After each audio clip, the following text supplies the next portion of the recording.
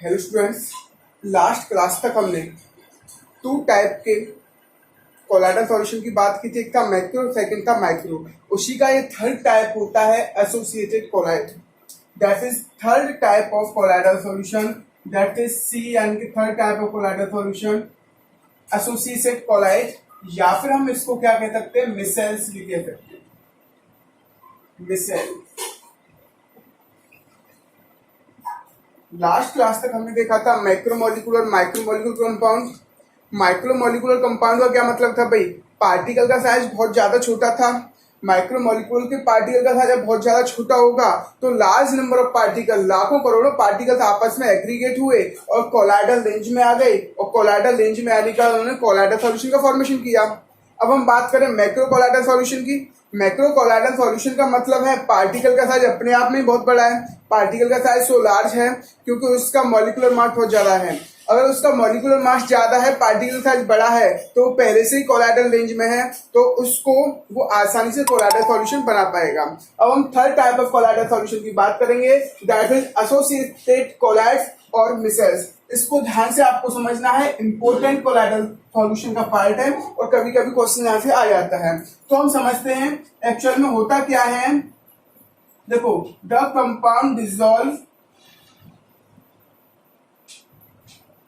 जब compound dissolve, जब compound को आप डिसॉल्व करते हो एट लो कंसेंट्रेशन, तो उस टाइम पर वो किसकी तरह बिहेव करता है? ट्रू सॉल्यूशन की तरह। देखो, आपको समझना है, एसोसिएशन कोलाइड की कंडीशन है the compound dissolve at low concentration. अगर हम लो कंसेंट्रेशन पर कंपाउंड को डिसॉल्व करेंगे, when it behave as a true solution, it behave as a true solution, तो वो किसकी तरह बिहेव करेगा? आपका बिहेव एज ट्रू सॉल्यूशन, वो ट्रू सॉल्यूशन की तरह बिहेव करेगा। एक चीज याद रखो भाई, एसोसिएशन कोलाइड एक ऐसे कोलाइड होते हैं, ऐसे कंपाउंड होंगे जिनको आप डिसॉल्व करोगे एट लो कंसेंट्रेशन। अगर उनको आप लो कंसेंट्रेशन पर डिसॉल्व करोगे तो किसी तरह बिहेव करने वाले हैं? ट्रू सॉल्यूशन की तरह। बात समझ में आ गई आपको? बट कंसंट्रेशन इंक्रीज, अगर हम कंसंट्रेशन क्या कर दें, इंक्रीज कर दें, तो क्या होगा वो हम समझते हैं। बट कंसंट्रेशन इंक्रीज, तब क्या होगा? It start form aggregate particle. जैसे ही आप कंसंट्रेशन को बढ़ाओगे, कंसंट्रेशन को आप इंक्रीज करोगे, तो वहां से मॉलिक्यूल्स आपस में इकट्ठा होना स्टार्ट हो जाएंगे, पार्टिकल्स आपस में इकट्ठा होना स्टार्ट हो जाएंगे, and then it come to colloidal range, और वो पार्टिकल इकट्ठा होकर किस रेंज में आ जाएंगे? कोलाइडल रेंज में आ जाएंगे। And this is called, this type of solution is called, and this type of solution is called associated colloid solution।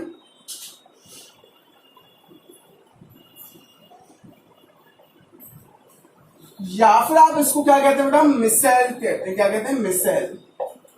तो हम समझने की कोशिश करते हैं। कोई भी आपका कंपाउंड आपने क्या किए?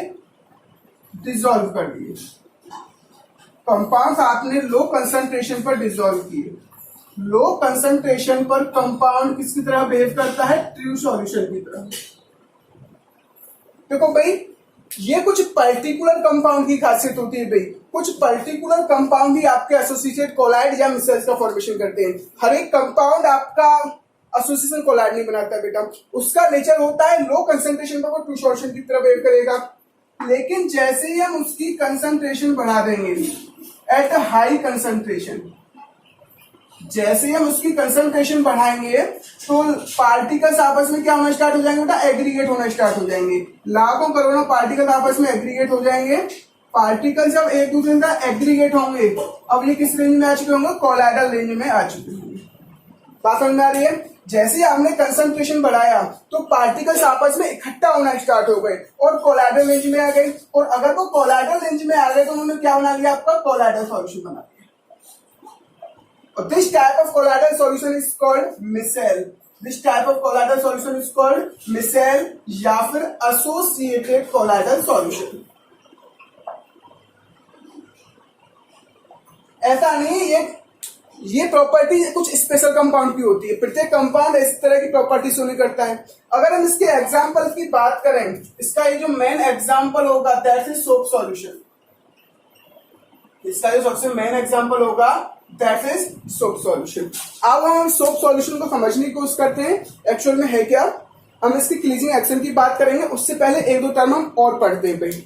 आई होप ये चीज आपको बिल्कुल समझ में आ गई होगी। Colloidal solution low temperature sorry low concentration पर ट्रू सॉल्यूशन की तरह बिहेव करता है, और जैसे जैसे आप कंसंट्रेशन उसकी बढ़ाते जाओगे तो पार्टिकल्स आपस में इकट्ठा होना स्टार्ट होंगे, और उतने और क्या होंगे भाई 1 नैनोमीटर से 1000 नैनोमीटर की रेंज में आ जाएंगे।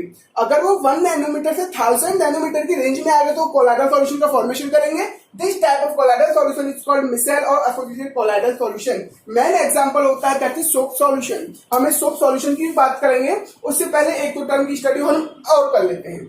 आई होप ये चीज आपको यहाँ तक बिल्कुल समझ में आ गई होगी।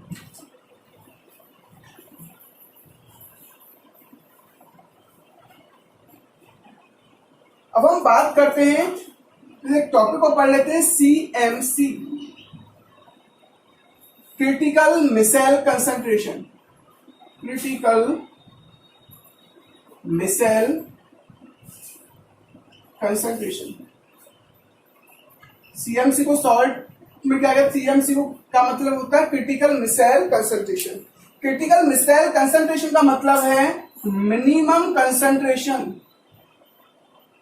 minimum concentration required to form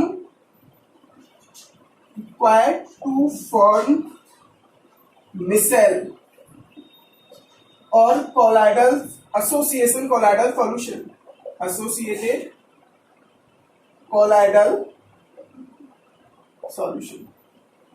वो मिनिमम यानी कि वो मिनिमम कंसंट्रेशन जो आपका मिसेल फॉर्मेशन करने के लिए रिक्वायर होता है that is called CMC, critical micelle temperature sorry critical micelle concentration. अब देखो अगर हम बात करें मैक्रोमोलिकुलर, मैक्रोमोलिकुलर में क्या होगा भैया, आपका पार्टिकल का साइज बहुत छोटा होगा, और पार्टिकल का साइज छोटा होगा। देखो अब आपको यहाँ पर एसोसिएशन कोलाइड्स और मैक्रो में डिफरेंस समझना है भाई। देखो जो आपका मैक्रो मॉलिक्यूलर कोलाइडल सॉल्यूशन था, जो मैक्रो कोलाइडल सॉल्यूशन था, उसमें क्या था, लाखों करोड़ों पार्टिकल्स वो बाहरी एग्रीगेट हो रहे थे। ऐसा नहीं है वो आपको पार्टिकल्स आपने मिक्स किया और वो अंदर जाके एग्रीगेट हो रहे हैं, वो लाखों करोड़ों पार्टिकल पहले से ही एग्रीगेट होके आए थे, तब उन्होंने सॉल्यूशन का फॉर्मेशन किया था। ये चीज समझ में आ गई होगी। लेकिन यहाँ पर एसोसिएशन कोलाइडल सॉल्यूशन में पार्टिकल्स आपस में सॉल्यूशन के अंदर ही एग्रीगेट हो रहे हैं और सॉल्यूशन का फॉर्मेशन कर रहे हैं। जैसे हम एग्जांपल की बात करें, आप पानी में जब बेसन बोलते हैं तो क्या होता है भाई, स्टार्टिंग में बेसन अगर आप बहुत कम बेसन मिलाओगे तो पूरी तरह से मिक्स हो जाएगा, लेकिन जैसे जैसे आप बेसन मिलाते चलोगे तो वहां पर बेसन इकट्ठा होता चलेगा, गुठली टाइप का बनाता चलेगा। क्या होना चाहिए, गुठली टाइप का, यानी कि क्लस्टर बनाता रहेगा भाई। और वो क्लस्टर बनाने को ही क्या कहते हैं बेटा, कोलाइडल सॉल्यूशन, यानी कि पार्टिकल्स आपस में क्या हो चुके हैं, एग्रीगेट हो चुके हैं। जब वो क्लस्टर बनाएगा तो उसका मतलब वो कोलाइडल रेंज में आ चुका है। ये इज द बेस्ट एग्जांपल। अब हम समझते हैं वो मिनिमम कंसंट्रेशन जिससे कोलाइडल सॉल्यूशन बन सकता है, दैट इज कॉल्ड CMC। अगर हम बात करें, देखो ट्रू सॉल्यूशन बनाने के लिए पार्टिकल साइज बहुत छोटा था और हाई कंसंट्रेशन पर वो क्या हो गया, कोलाइडल सॉल्यूशन बन गया। इन दोनों की कोई ना कोई तो बीच की ऐसी रेंज होगी जो कोलाइडल सॉल्यूशन का फॉर्मेशन करना स्टार्ट करेगी भाई। कोई ना कोई तो ऐसा कंसंट्रेशन होगा जहां मिसेल्स बनने का फॉर्मेशन स्टार्ट होगा, उसी कंसंट्रेशन को क्या कहेंगे हम, CMC कहेंगे। आई होप ये चीज आपको बिल्कुल समझ में आ गई होगी। एक होता है आपका craft temperature. Craft temperature minimum temperature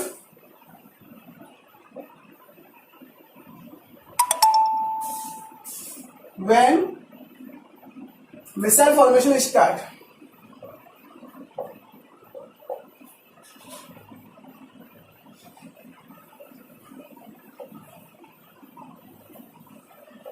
उस यानी कम से कम वो टेम्परेचर जिस पर मिसाइल का फॉर्मेशन स्टार्ट होता है उसको हम क्राफ्ट टेम्परेचर कहते हैं। आइए आपको ये दोनों टर्म समझ में आ गए होंगे।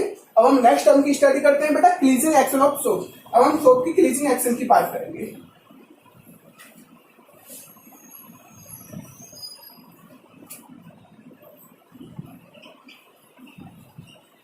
Cleansing action of soap.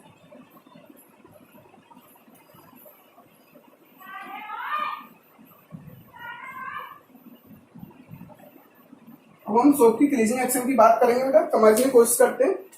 Actual में सोप का फॉर्मूला क्या होता है अभी? सोप किसे कहते हैं भाई हम?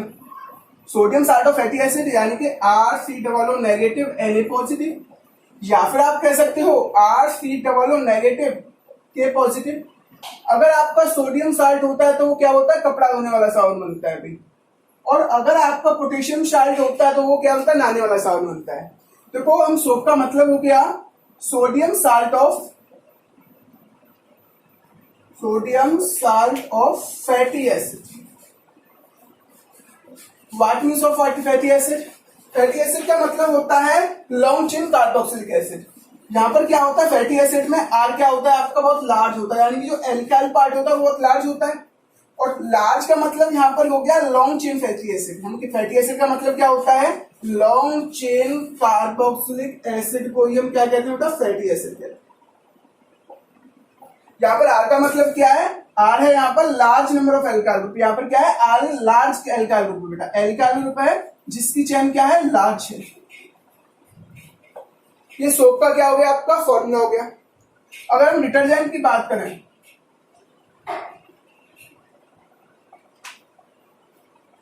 वो होता है सोडियम और potassium salt of sulphonic acid. Sodium and potassium salt of sulphonic acid. Sodium और potassium salt of sulphonic acid.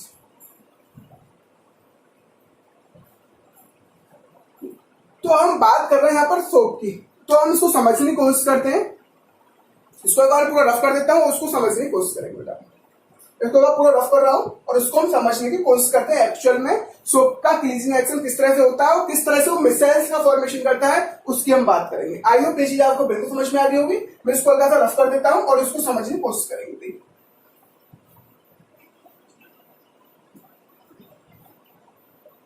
देखो सोप का फॉर्मूला था RC negative Na positive.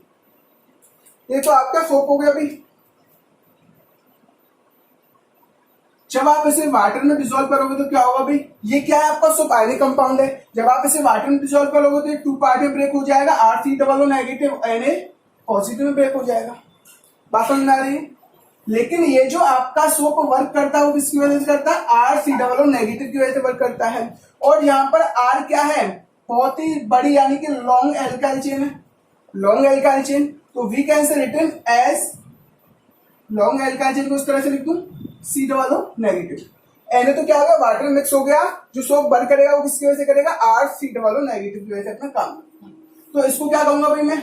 Non polar part. It is the non polar part है भाई। It is the polar part.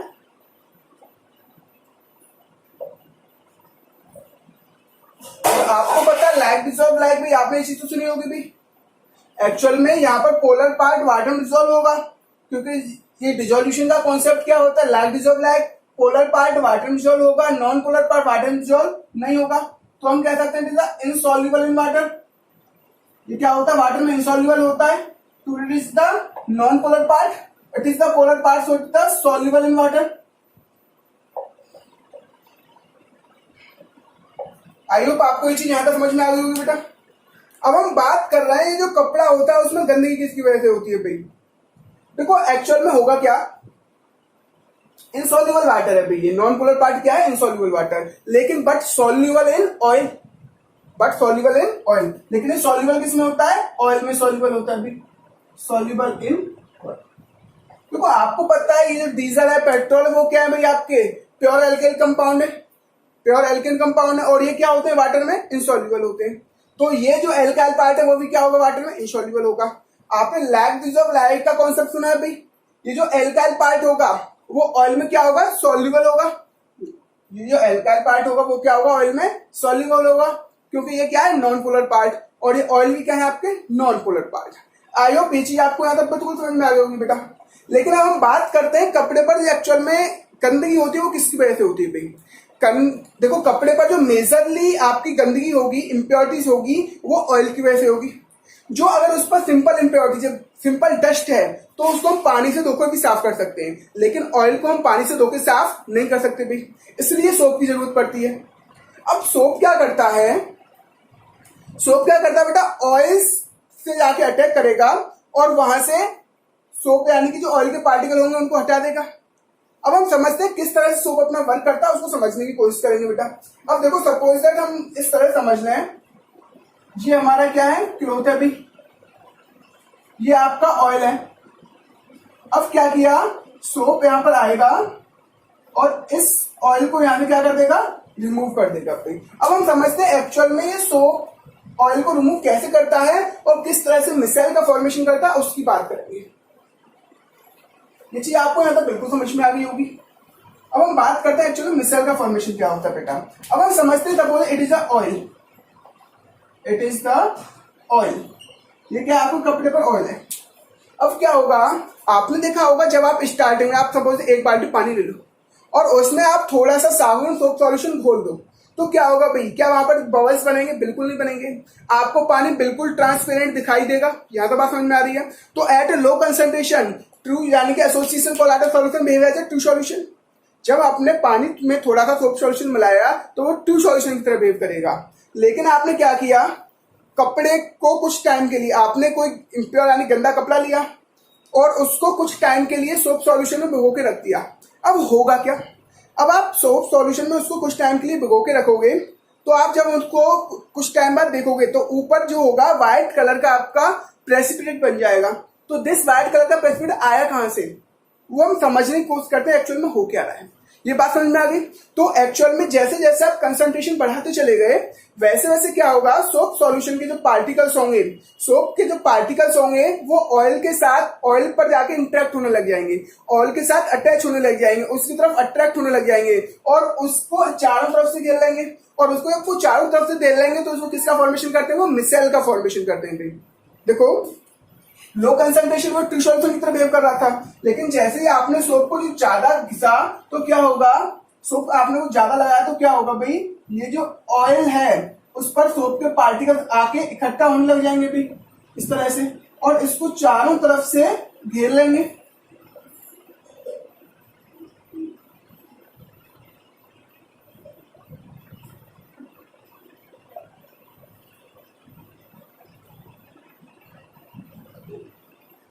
यानी कि ये क्या होगा, सोप के पार्टिकल चारों तरफ से ऑयल को क्या कर लेंगे भाई, घेर लेंगे। और ये जो एक अब बड़ा क्या बन चुका है, बड़ा मॉलिक्यूल बन चुका है, ये मिलकर क्या बन चुका है, लार्ज मॉलिक्यूल बन चुका है। अब ये जो लार्ज मॉलिक्यूल है वो कोलाइडल रेंज में आ जाएगा, यानी कि 1 नैनोमीटर से 1000 नैनोमीटर की रेंज में आ जाएगा। और अगर ये 1 नैनोमीटर से 1000 नैनोमीटर की रेंज में आ गया तो it form a colloidal solution, यानी कि इसे क्या कहेंगे हम, मिसाइल कहेंगे। इसे क्या कहते हैं बेटा, इसी को मिसाइल्स कहते हैं, और या फिर एसोसिएशन कोलाइडल सॉल्यूशन कहेंगे, एसोसिएटेड कोलाइडल सॉल्यूशन। बात आपको समझ में आ गई होगी। अब ये क्या करेंगे, सोप के पार्टिकल यहाँ कपड़े में से ऑयल्स को यहाँ से निकाल देंगे, जिस वजह से आपको कुछ टाइम के लिए आप कपड़े को भिगो के रखते हो तो आपको व्हाइट कलर का प्रेसिपिटेट दिखाई देता है। आई होप आपको यहाँ तक सोप का तेजी रिएक्शन समझ में आ गया होगा और एक्चुअल में जो मिसाइल और एसोसिएशन कोलाइड है उसका कॉन्सेप्ट भी समझ में आ गया होगा। एक क्वेश्चन छोटा सा जो मोस्टली कई बार कंपटीशन लेवल एग्जाम में आ चुका है, नीट में, आईआईटीज में, और अब तो मल्टीपल चॉइस क्वेश्चन आने के चांसेस है, तो एक नंबर में क्वेश्चन आसानी से आ सकता है, वो हम समझने की कोशिश करते हैं बेटा। देखो एक क्वेश्चन है, एक सपोज है इस तरह से आपका सोप पार्टिकल है और एक है बहुत लार्ज, यानी कि यहाँ पर जो एल्काइल चेन है वो थोड़ी शॉर्ट है और यहाँ पर जो एल्काइल चेन है वो थोड़ी बड़ी है।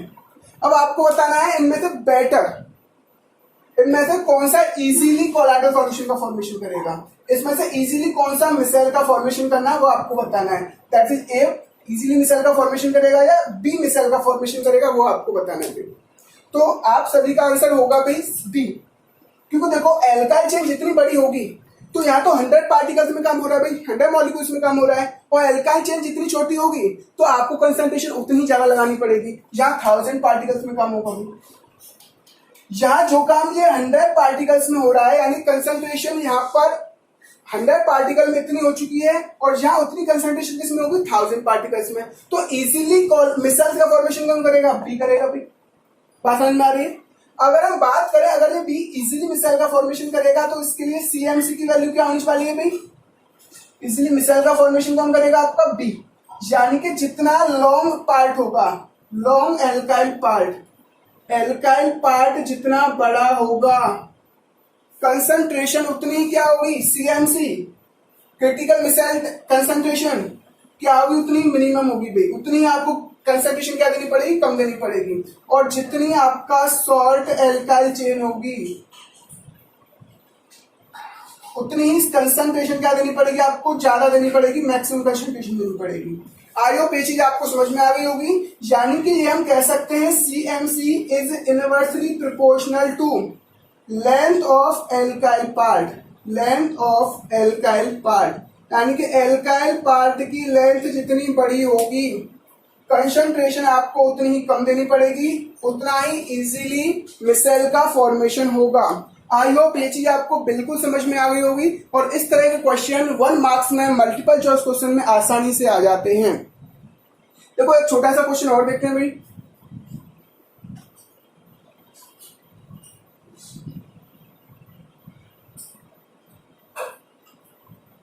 ये क्वेश्चन जेई में आया हुआ क्वेश्चन है, वो हम समझने की कोशिश करेंगे।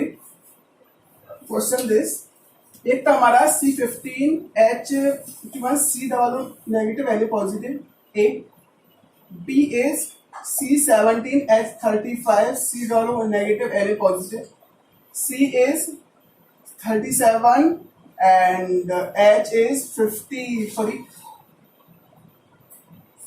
C negative L positive. अब वो कह रहा है इन तीनों में से सीएमसी किसकी मिनिमम होगी भाई, सीएमसी मिनिमम किसकी होगी। मैं आपको पहले बता चुका हूं सीएमसी मिनिमम किसकी होगी भाई, जिसकी कंसंट्रेशन क्या होगी, कम होगी।